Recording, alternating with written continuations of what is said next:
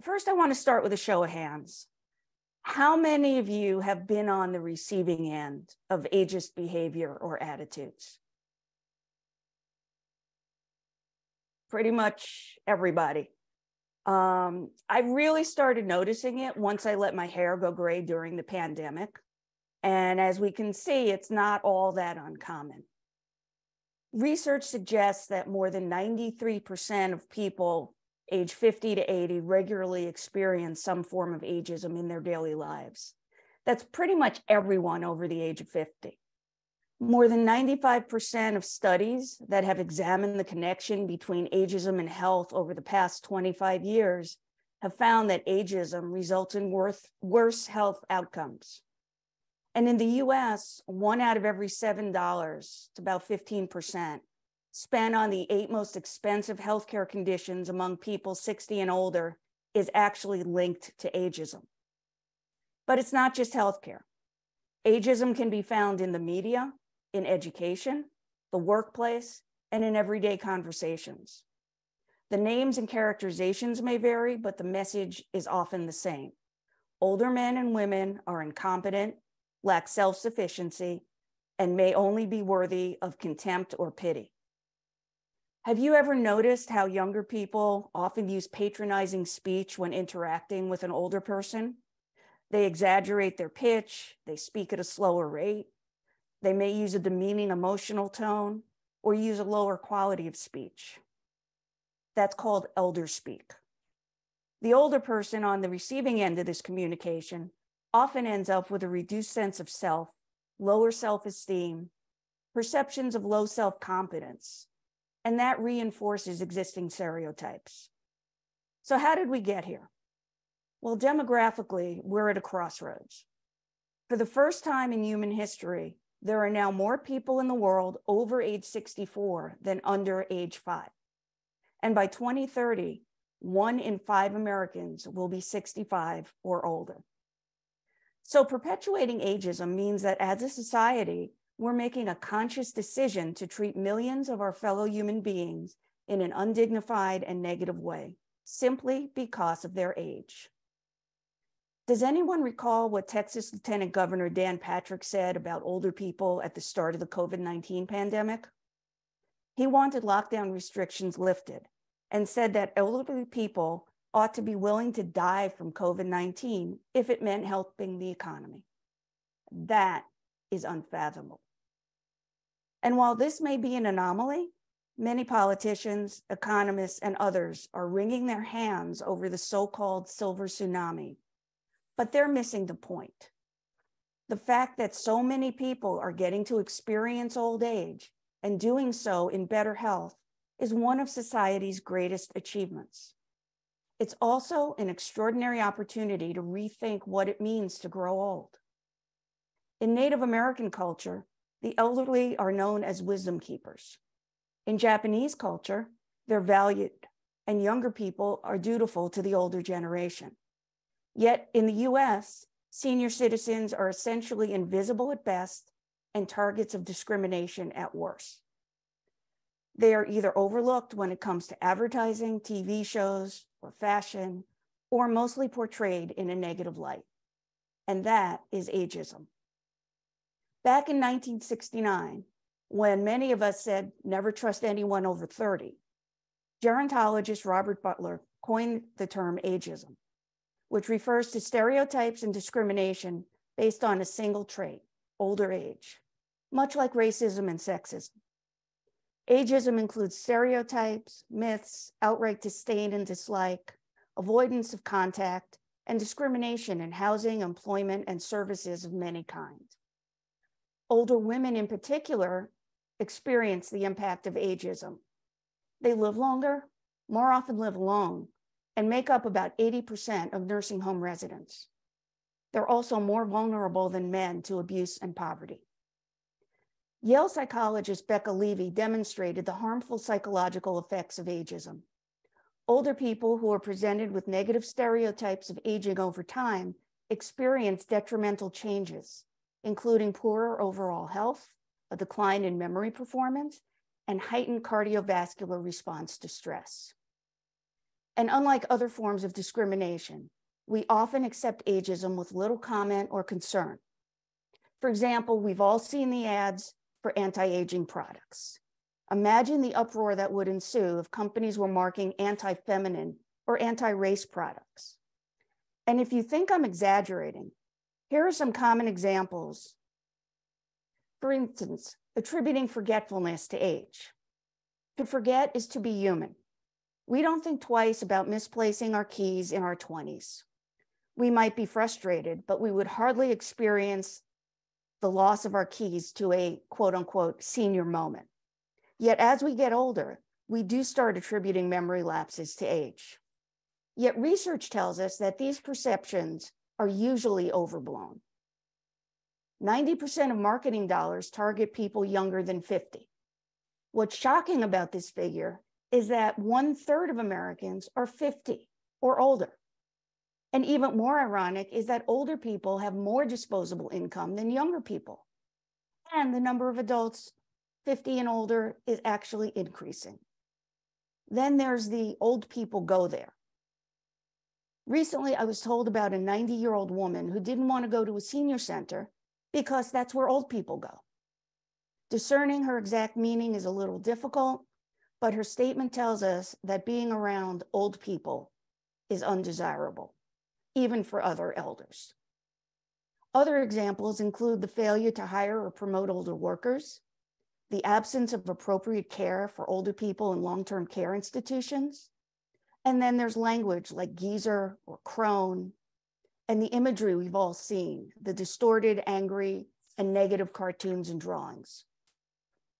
Think about the stereotypes of older people on TV, on greeting cards, or jokes by late-night TV hosts, or how older people might be treated at the physician's office or by coworkers. All of this negativity has serious health ramifications. 60% of adults over 65 don't receive recommended preventive services.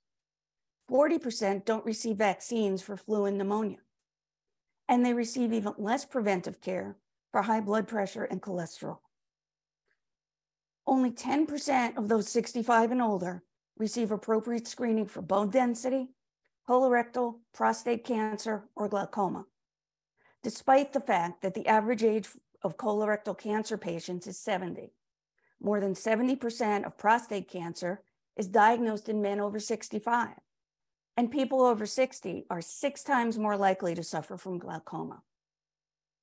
Older Americans are also the biggest users of prescription drugs, yet 40% of clinical trials exclude people over 75 from participating. Meanwhile, only 10% of American medical schools require coursework or rotations in geriatric medicine. Less than 3% of medical school graduates take electives in geriatrics. And there are only about 7,600 geriatric physicians throughout the United States. This is for a population that's projected to reach about 70 million by 2030. So you do the math. And while current research shows that the majority of older Americans defy health-related ageist stereotypes, those with legitimate health complaints are often minimized or ridiculed. What do you expect at your age is often a common refrain among doctors. I'm sure many of you have even heard it yourselves. In 2018, ageism resulted in more than $63 billion, that's billion with a B, in excess healthcare costs. Medical ageism among healthcare providers was found to lead to both overtreatment and undertreatment of disease, as well as negative experiences that discourage older adults from seeking care. If older people feel demeaned or ignored, they're less likely to take medications as prescribed or follow their doctor's recommendations. So in addition to shortening your lifespan, decades of research shows that internalizing negative stereotypes about aging also increases the risk of dementia, heart attack, mental illness, and more. Ageism has real-life consequences. And while many prescription drugs from these over-medicated, stereotyped elders can have side effects like memory or balance issues, doctors are often very quick to write another prescription, rather than look at the underlying cause. On the opposite end of the spectrum, but no less serious, are the millions of dollars spent annually by older Americans to avoid what they have been told are age-related disabilities. Many over-the-counter products promise cures for everything from cancer to cognitive decline. But these drugs are not FDA regulated or monitored by health professionals. Americans spend billions of dollars on anti-aging products each year, including over-the-counter drugs, hormone, steroid supplements, plastic surgery, diet fads, videos, and books that offer advice on how to keep from growing old. The anti-aging industry perpetuates a culture that views aging and the aging process as negative and undesirable. So they begin targeting people, especially women, as young as 35. Stand in any greeting card aisle in any drugstore, and you will find dozens of ageist cards, making fun of older people's hearing, eyesight, cognition, and other physical or mental characteristics. The message is old is bad, young is good. These ageist and sexist messages come to us from childhood on. They become part of our identity in the form of internalized bias and will continue unless we stop to challenge them. This process is more than just a matter of personal well-being. It's a social justice and human rights issue. Our experiences are also shaped by race, ethnicity, class, ability, sexual orientation, and other variables. And if that wasn't complicated enough, the way these things interact change as we move through life. We're being ageist anytime we make an assumption about someone or a group of people based on how old we think they are, according to writer and aging activist Ashton Applewhite. How do you feel when somebody calls you young lady or sweetie or honey? Many examples of everyday ageism are perceived as humorous or even complimentary, yet they strip older adults of their individuality, and they're used to justify treating them with less respect and even fewer rights, according to gerontology researcher Julie Ober-Allen at the University of Oklahoma. But the news isn't all bad, and we have made some progress. Between the 1950s and 1990s, 80% of TV commercials used negative aging stereotypes. A more recent analysis showed that those stereotypes dropped by nearly 50%.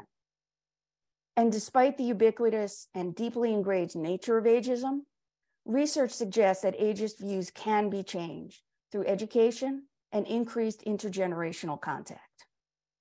For example, many younger people don't know a lot of seniors outside of perhaps their grandparents. So let's expose younger generations to those in their 70s, 80s, and 90s who live in the community, not just in nursing homes. Let them see what aging looks like. Let them talk to someone who's still working at age 85, who's mentally sharp, effective, and who enjoys their job. By diversifying their exposure to older people, younger people have a more accurate information on what it means to grow older. I think we've also made great strides with recent profiles and news stories of older people like Nancy Pelosi, who at age 82 is considered possibly the most effective House Speaker ever. Everyone, regardless of age, needs more older role models like her. But we're also now hearing a lot of criticism, like what candidate Nikki Haley recently said about President Biden's age and fitness to serve. This, despite his stellar medical exam, grueling schedule, and no outward signs of cognitive issues. The fact is, ageism won't go away by itself. So here are some ways you can combat it. First, recognize it. To create awareness requires understanding that there's a problem. In other words, you can't change something you don't know needs changing, including yourself. Second, speak up. If you hear something ageist, consider pointing it out. And rather than make someone defensive, just calmly tell them you knew that they didn't realize what they were saying. Third, ask yourself, would I like it? Younger people should be taught to treat older people with the respect they will want. Think about whether you're being patronizing or talking to an older person like a child. That's what we call elder speak. Fourth, be inclusive. Promote intergenerational experiences. One such example is in the town of Yarmouth, Massachusetts on Cape Cod. It has a unique intergenerational model UN program that pairs an elder with a high school student to learn about a pressing global issue such as water conservation. And they learn a lot more about each other. And fifth, and perhaps most importantly, be proud of growing older. Embrace your age. Don't try to act younger in order to gain acceptance. Getting older is not about promoting particular outer appearances, but about cultivating positive inner attitudes. We need to be true to ourselves and to recognize the fact that contrary to the false conventional wisdom, ageism again, our lives are only getting better as we grow older. We also need to pay more attention to the words and expressions we use that denote a negative view on aging. Expressions like back in our day or when we were in our prime set up a value proposition that just isn't true. It's still very much our day, and we are still very much in our prime. Reframing these notions and applying more specific wording without subtle inherent judgments implied by these expressions serves us a lot better and models a better way for everyone to discuss life's experiences. More neutral ways could be when we were in our 20s or when we were just starting our careers. We need to counteract our media-influenced notions and assumptions that equate aging with decay and degeneration. Be open to learning new things across a broad spectrum. It will give you an aura of being ready to take life on head on, and will give you a leg up in any social situation because you'll have something exciting and new to talk about. You have a few free hours, pick up a book about the physics of surfing, top tips for social media influences, or how to become more creative, or go wild and make a TikTok video. I have an old people are cool sticker I was given at a conference. And here's hoping that more people will think that aging is cool. Thank you.